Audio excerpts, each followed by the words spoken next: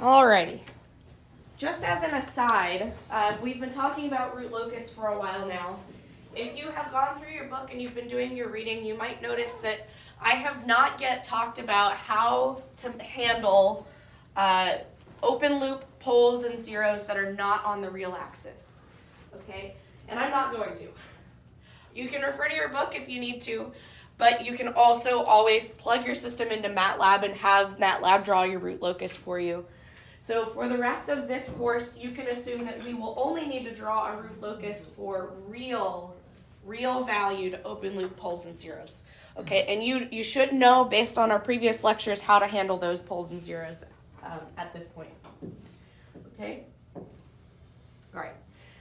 So today we are on designing based on our root locus part 2. So the majority, I would say pretty much all of today, we're going to focus on one single example where we're going to design a feedback control system that achieves some behavior that we want.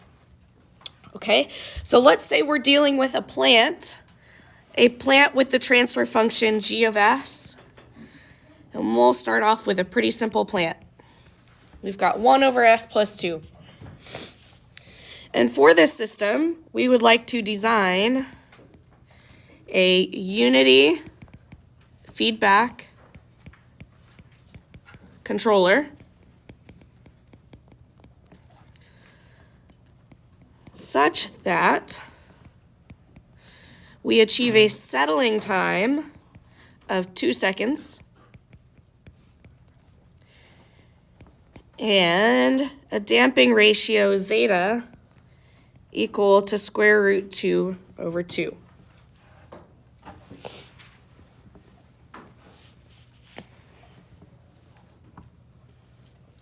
Okay, when I say a unity feedback system, let's draw what that looks like in a block diagram form.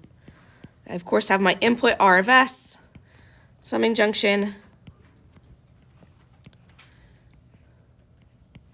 some K, H of S.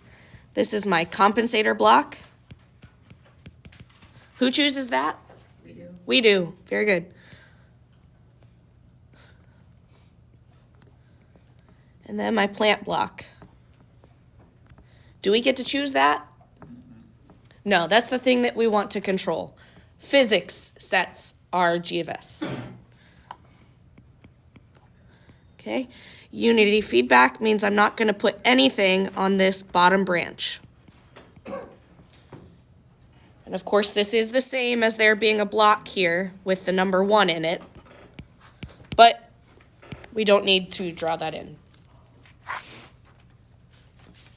Okay, so we want to design based on our root locus. So I think we should probably start by drawing a root locus. We good with that? Good, I'm so glad you're on board. All right, let's draw a root locus. Root locus, we need to draw our S-plane, real, imaginary. How many poles do I have with this system? 0 poles? 1. 1 pole, yeah. G of S, the denominator here goes to 0 for an S value of minus 2. So I've got 1 pole, it's on the real axis, it's at the value minus 2. Tell me, what does this root locus look like? Have I drawn the root locus? Sorry, I should also say, let's assume at this point that we just have proportional control. So H of S is just 1. Okay, so we're drawing our initial root locus as though we are not controlling the system. Okay? What does my root locus look like? David? A line going straight to the left, absolutely. So I have 1 pole, that's where my branches start at. Do we have any finite zeros? Is there any value that will cause the numerator to go to 0? No. So I have no finite zeros. So I know that I have 1 branch because I have one pole.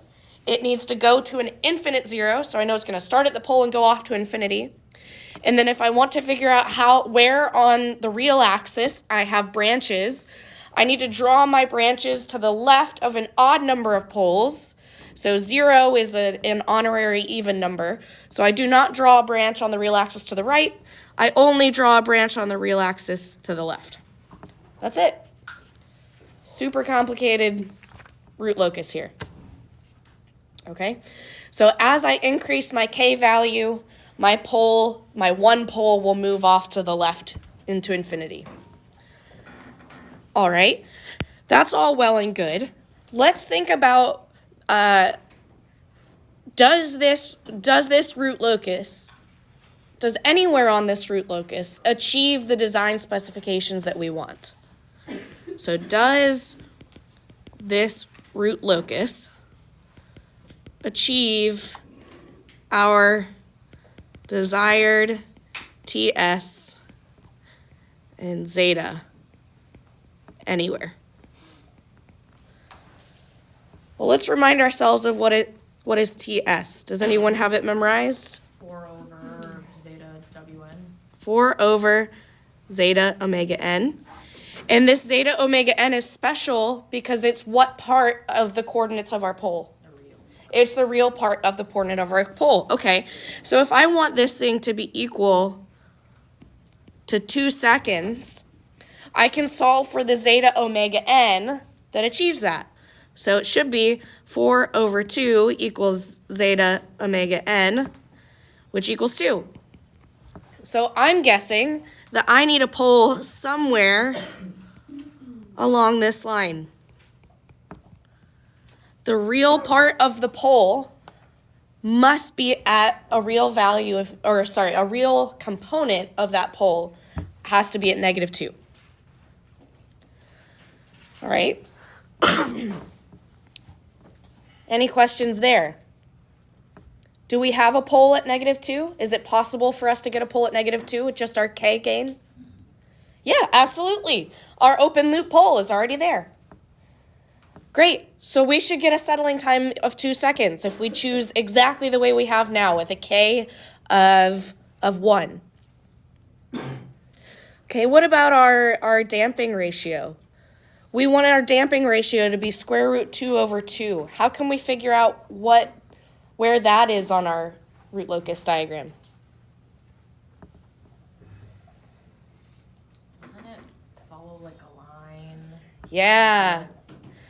Yes, absolutely. So vertical lines on our root locus are lines of constant settling time. Radial lines on our root locus are lines of constant damping ratio. And in fact, if I draw a radial line like this, everywhere on this radial line that has the same angle with respect to the real axis, that is a constant damping ratio. And in fact, if you look at your equation sheet that I gave you for the previous exam, I've given you that zeta is equal to cosine of theta, where theta is defined the way that I've drawn it here. Okay? So in fact, I can tell you exactly what radial line we need if you tell me the zeta that we want, because I can then solve for the angle that achieves that. So let's do it.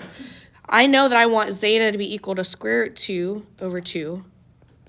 And in fact, let's step back just 1 second. I gave you a zeta equals square root 2 over 2. What is a time specification that depends only on zeta? Percent overshoot. Percent overshoot, yeah. Again, if you go back to your equations on your equation sheet, you should be able to see that there is some ugly exponential equation for percent overshoot, but it only depends on our zeta, okay? That's going to be important when we go back to check whether the system that we designed actually achieves these specifications that we want. So I'll come back to that later in class. Okay, so zeta equals square root 2 over 2, so we know that cosine of theta is equal to root 2 over 2. Can we take the cosine inverse of root 2 over 2? That gives us theta equals what? Pi over 4, which is the same as what in degrees? 45 degrees, very good. Okay, so I can look at this root locus, and where do you think I should choose my poles to be? The point where what happens? Intersection between vertical and the radial line? Yes. So if I want to simultaneously achieve my settling time and my damping ratio, then I need the poles to be at the point where these two dashed lines intersect. So let's draw. And of course, this thing is symmetric about the real axis. So my other pole better be right there.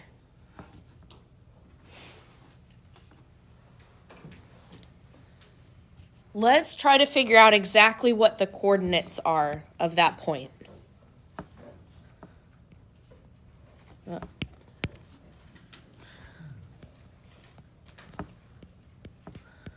What are the coordinates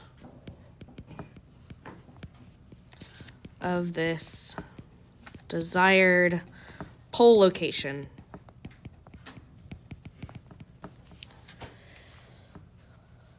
But also, take a second to recognize, can our current root locus ever achieve these poles? Can they? Anyone on the left? Raise your hand. Do you think our current root locus can achieve the goal? Good, I see no hands everywhere. There shouldn't be hands. This root locus says that no matter what I do with K, I will not get poles that go in that direction. So I'll need to do something a little bit more fancy than our current proportional controller. All right, let's find those coordinates. So if I draw the triangle here, I have a theta here equals to 45 degrees. I know that the horizontal component is 2. What is my vertical component then? 2, yep. 45 degrees is that nice angle where it gives me equal legs to our right triangle. Okay, so that means that we want poles at -2 plus or minus 2, or so we can write it in coordinate style where the first coordinate is the real component and the second is the imaginary component, or we can write S equals -2 plus or minus 2j. These are equivalent.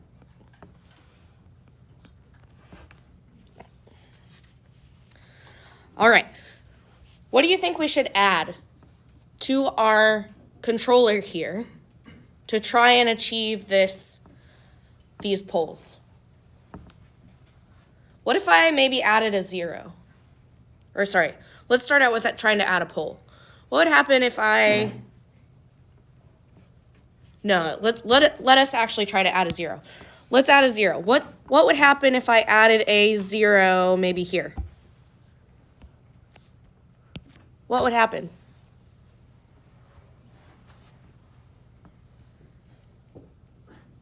Where do branches start? Yeah, Jin? It curves up, it starts at the pole and goes to the 0. Yes. So all of our branches start at poles and end at zeros. And I know that I have real axis branches to the left of an odd number of poles or zeros. So I think my root locus just does this. Okay, great. Is that great? No, not really. I still haven't gotten off the real axis, so it's not helping me to get towards my desired poles. Okay, well, Taylor, what if you put it on the wrong side? Can we try the other side? Does that do us any good? No, still no. Our branch goes this way now. Still not getting off the real axis. All right, so adding a 0 is not helping. All right, what should I try instead? Did you add a pole? Yeah, let's try adding a pole and a 0. What type of controller would that be? When I added a 0, what type of controller is adding a 0? You can flip back in your notes. Take a minute. Find it in your notes. Proportional derivative control, right? So if we multiply our transfer function by an s, it's kind of the same as taking a derivative right? So S multiply by S in frequency domain is the same as taking a derivative in time domain. So adding a pole is PD control. The other option we have is adding integral control. Integral control adds what to our system? Pole at the origin and then a Yep. zero somewhere else. Yes, absolutely. Sorry, excuse me. Let's try integral control. Oops. Let's try PI control. PI control adds a pole at the origin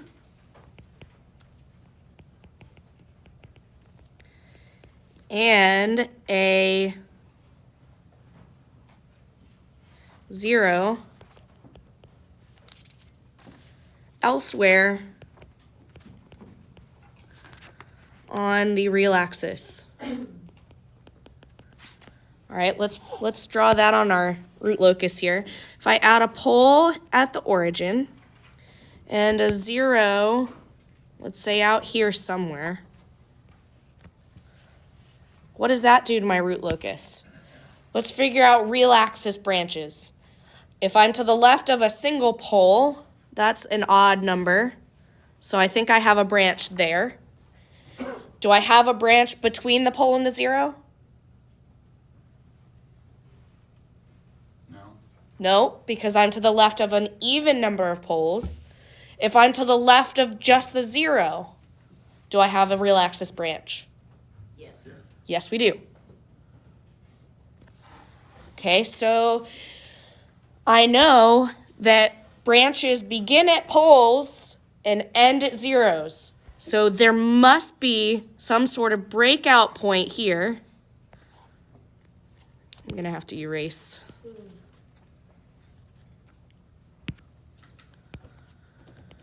Breakout point between these two poles that come around.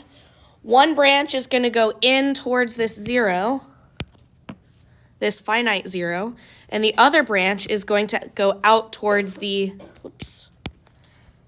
infinite zero. Okay, so one branch goes in like this, the other branch goes out to infinity. Ooh, this is interesting behavior. Now what do you think? Do you think we can manipulate our gains here so that we can get the poles that we want? Yep, I agree. What do you think we have control over? Do we get to do we get to place where the pole is for PI control? No, I'm getting head shaking. That's correct. The pole always goes at the origin. But we do have control over the zero. So we need to figure out where are we going to put that zero so that these things cross our settling time at the radial line according to our desired zeta. Okay, let's take a quick note. So based on our rough root locus, it appears that we can achieve our desired behavior using PI control.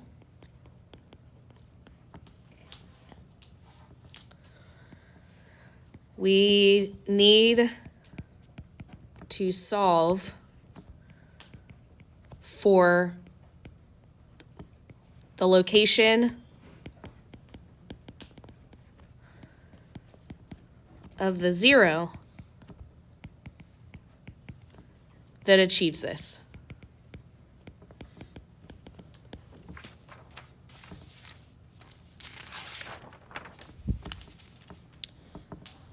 All right, what tools do we have at our disposal to try to solve for the position of that zero that puts this particular point on our root locus?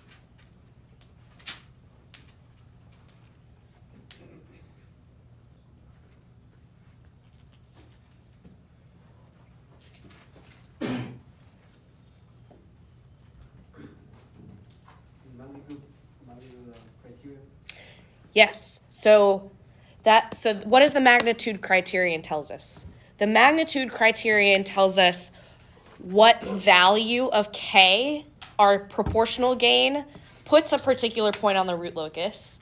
There's actually one before that, though. There's a different criterion. The other criterion, yep, you guys said it, the angle criterion tells us whether or not a particular point on the S-plane is on the root locus. So why don't we start there? Let's see what the angle criterion can tell us about our situation here. And in fact, I'm gonna copy this root locus and throw it on the other page so that we can refer to it.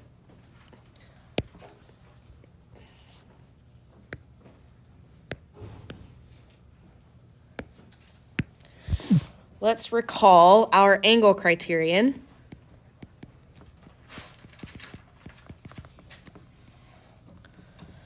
Our angle criterion says that a particular value on the S-plane coincides with the root locus if and only if the sum of the zero angles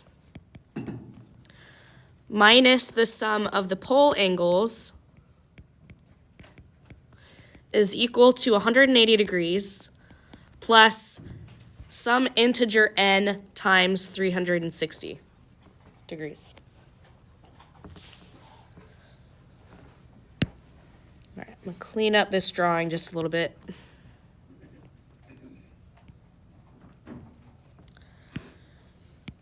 Okay, I'll make that red.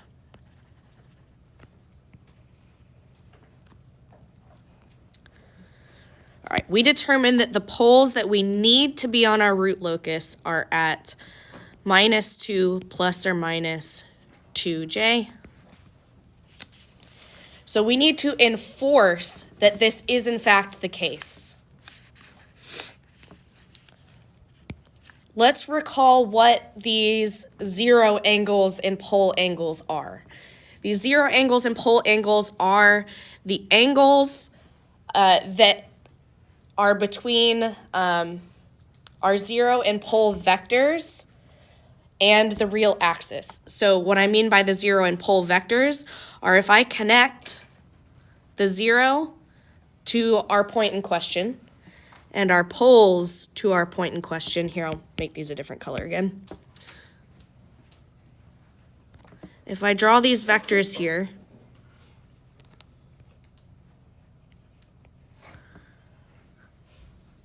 my pole angles are the angles counterclockwise from the real axis to those vectors. And of course the same for the pole angles. Whoops. Okay, so theta 1 and theta 2 are going to be our pole angles, and theta 3 will be our zero angle. Let's try to find out what these are. Let's start off doing theta 1. What do we think theta 1 is? I always like to draw the triangles out somewhere else. So if I have my point up here at -2, 2, and my theta 1 is over here at 0, 0. Yep, that is correct, Jerry.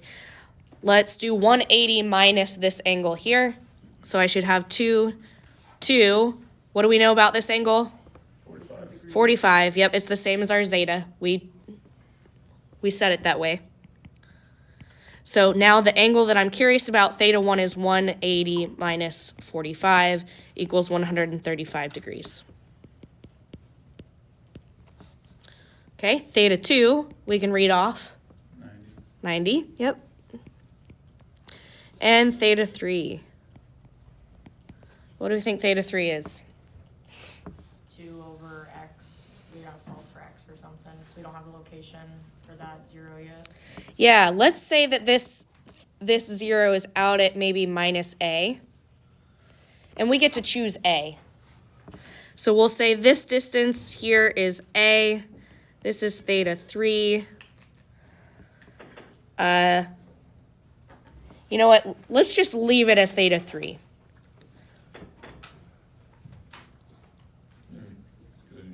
think A minus 2 or something. Yeah, we could, this is 2, so we could say that the tangent theta 3 equals 2 over A. I'm just going to leave it as an unknown for right now. Well, wouldn't it be 2 over like A minus 2? Yes, you're right.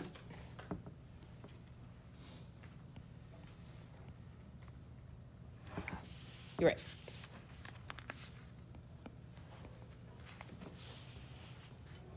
Okay. So let's plug this in our angle criterion. Let's sum up our 0 angles. Well, I just have theta 3. Done. What are my pole angles?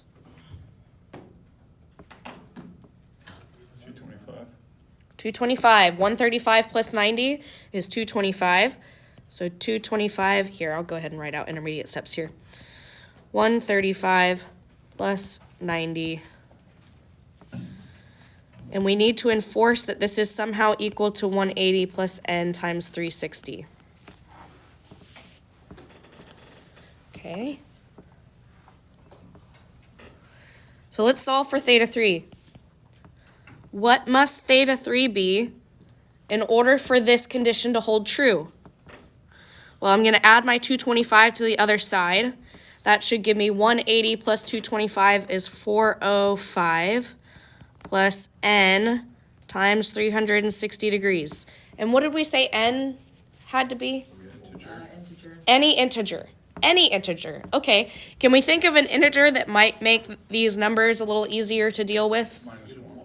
Minus 1. Yeah, absolutely. It can be any integer that you want. As long as this equation holds true for any n, then that point is on the root locus. However, I don't like to think in terms of more than one revolution of the circle. So I'm going to subtract a 360 degree. We'll say use n equals minus 1. That means that theta 3 should equal 45 degrees. As long as theta 3 equals 45 degrees, then the desired point, this minus 2 plus or minus 2j, that will appear on our root locus for some value of k. I don't know what value of k. Yep, Jerry? So then A should be at minus 4. Yes, it should. Yes. So given that theta 3 needs to be 45 degrees, we know that the horizontal component and the vertical component will be the same. That's the magic of the 45-degree angle. And since we need to go up 2, we also need to go over 2. Okay? So we know, therefore, A must be at s equals minus 4. All right. You did it. So we have a compensator now. We have a compensator. We've decided that h of s for our feedback loop needs to be s plus 4 over s. Very good. Let's figure out what our k value should be. So we know that this pole will exist on our root locus for some value of k, but we don't know which value of k puts it there. So we still need to figure out what is the k to go with our h. Remember, we don't want to forget this guy. We still need to figure out what he needs to be, or she.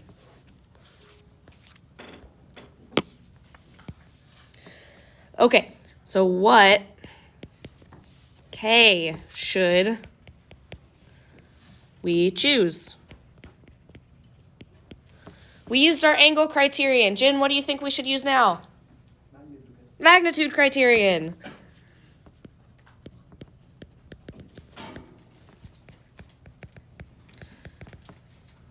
The magnitude criterion says that k is equal to the product of all our pole magnitudes over the product of our our zero magnitudes.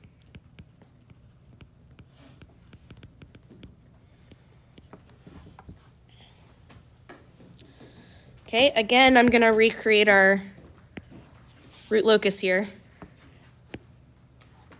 Copy. Paste. Okay. We no longer need our thetas. Instead, we're going to say each of these vectors has a length. We'll say this is length 1. We'll say this is length 2. This is length 3. And we need to figure out what are L1, L2, and L3. Okay, so L1 equals what? Square root of 8. Yep, square root of 8. So I'm finding the hypotenuse of that triangle where each leg is 2. So I have root 2 squared plus 2 squared equals square root of 8, which I can reduce even further as 2 square root of 2. 2 root 2. Very good. 2 root 2. It's also L. Yep. L2 is what? 2. Easy peasy. L3 is what? Same as L1. Same as L1. We've got some symmetry going on there. Yep. 2 root 2. Okay, so this says that our K value should be the multiplication of our pole magnitudes, so that's L1 and L2. L1 and L2. So 2 times 2 root 2 over our 0 magnitudes, which is just L3, 2 root 2. These two things cancel. K should be 2. Beautiful. Our final compensator form.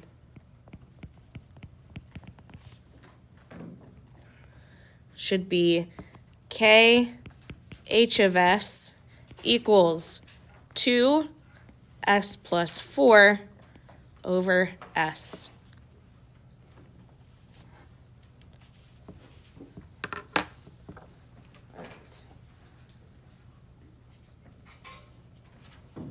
We're going to switch over to our best friend MATLAB here. But actually, right before I do that, I want to, again, clarify something that we've talked about briefly before, but I want to clarify again. I believe we talked about this last class. When we covered our time specifications or our time metric behaviors for a second order system, all of those time specification formulas assumed a particular form of our second order system.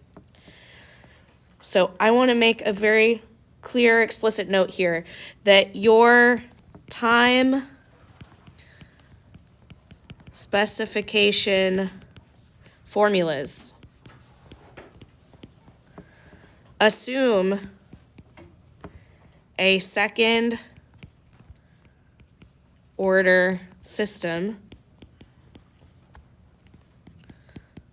of the form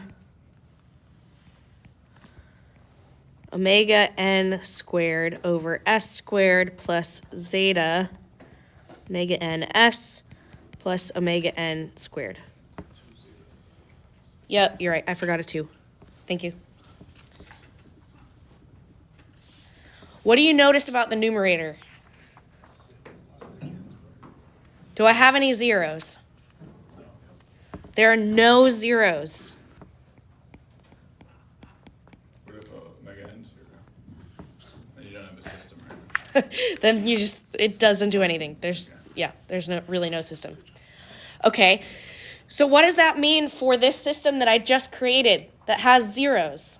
It has a 0. I added the 0, right? Does it follow this? These formulas are not going to hold exactly. However, you did a homework where we had you assess a second order approximation. Okay? And what was kind of the takeaway from that second order approximation? It said if you have a system that has that is not second order, that's higher order, it said that second order approximation is okay, it's generally valid if the extra poles and zeros, are sufficiently far away from the dominant poles and zeros. Okay, so what that means, I'll take an extra note. Let's go ahead and write that down, make it explicit. So for a system that does not take this form,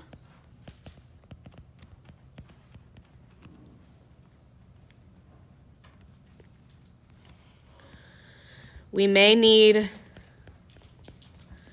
to determine whether the above is a valid second order approximation.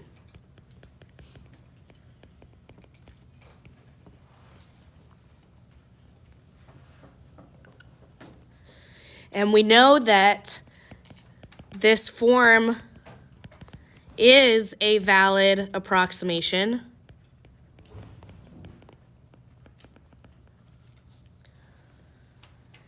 as long as the, quote, extra poles and zeros are sufficiently far away from the dominant poles and zeros. Okay, now the book has certain rules about like how many factors away or orders of magnitude away it has to be. I don't really care whether you memorize the certain factor that makes it valid or invalid. What you should know is that the closer those non-dominant poles get to your dominant poles and zeros, the worse that second order approximation is going to be. Okay, so we're going to see today, I'm about to show you on MATLAB, the behavior that we get through this design specification. And it will actually be a pretty good approximation for what we want. We are not going to meet our specifications exactly, but we will be very, very close. Okay?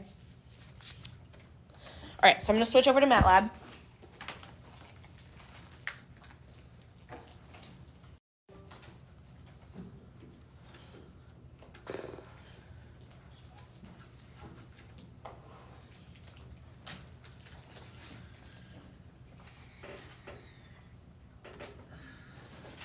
All right, here we go in MATLAB.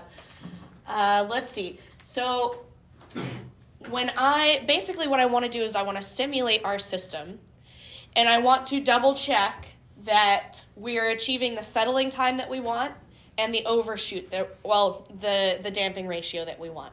However, when we look at the real-time response, the time domain response, we can't really look at that graph and read off the damping ratio. But we can look at that graph and basically read off the percent overshoot. Okay? So what I've done here is I have used the equation that's on your equation sheet to calculate the percent overshoot that I expect for this damping ratio. Okay? And when I graph my time domain response, I want to check that I get roughly that percent overshoot.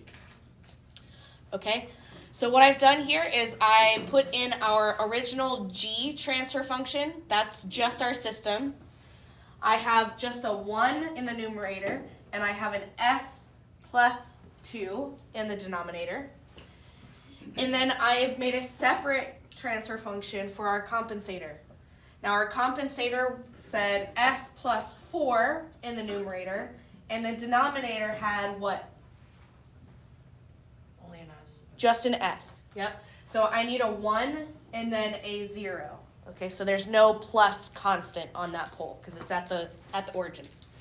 Okay, and then I'm finding our closed loop feedback system by multiplying our original system G times the compensator that we designed times our K gain, which we decided was 2. And I'm using the feedback here to find our closed loop transfer function.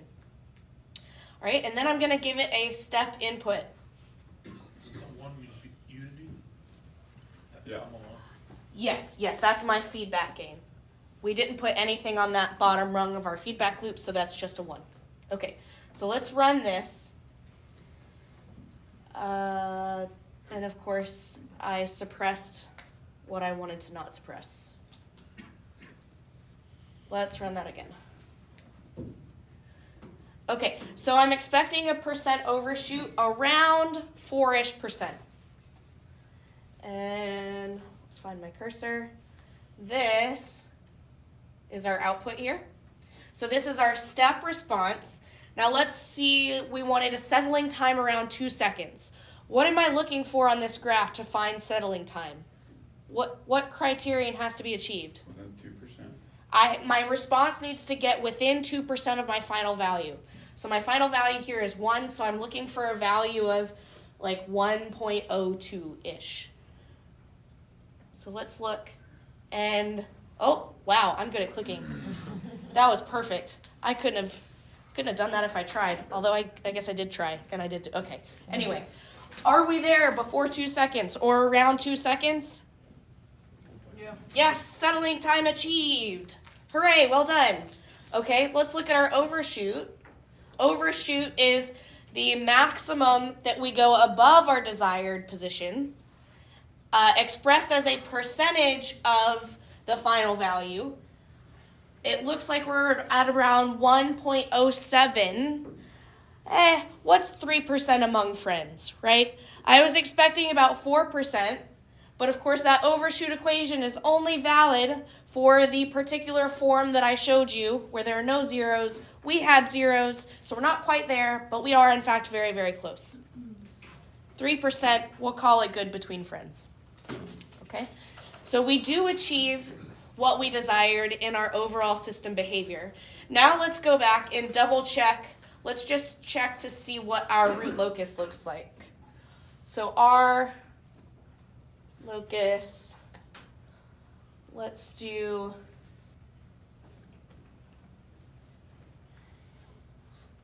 I want to do my G times my compensator. G times compensator. Right, so what I'm hoping to see, I can't find my cursor. Where am I? There I am.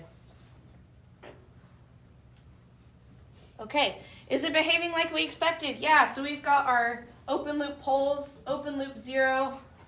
Is that 0 where we decided to put it? Yep, 0 is at 4, minus 4. Okay, and then let's see, I needed 2, 2.